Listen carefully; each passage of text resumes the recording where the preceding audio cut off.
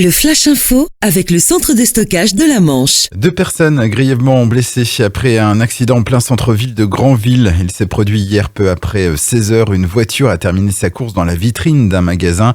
4 autres personnes auraient été blessées mais plus légèrement. Un chien a également été heurté par la voiture.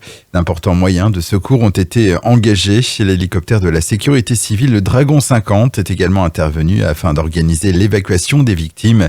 Quant au conducteur du véhicule, un Grandvillais d'une 60aine d'années, il présentait les signes d'une forte alcoolisation. Une prise de sang doit confirmer l'hypothèse d'une conduite en état d'ivresse.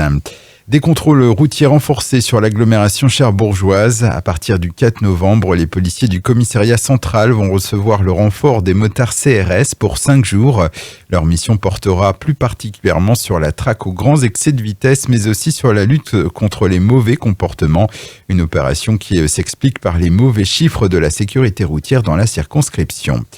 Une nouvelle galère sur la ligne Cherbourg-Paris. Hier, un train a dû être immobilisé en gare de Lison à cause d'un essuie-glace cassé.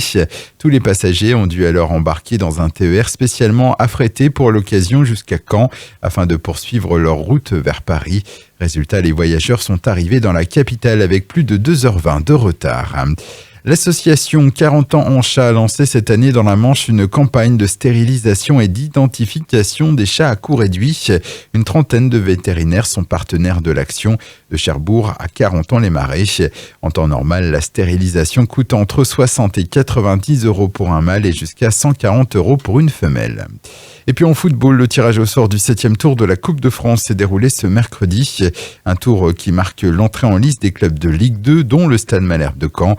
Concernant le dernier représentant mançois encore en compétition, l'US Granville recevra l'AG Caen, une formation qui évolue une division en dessous.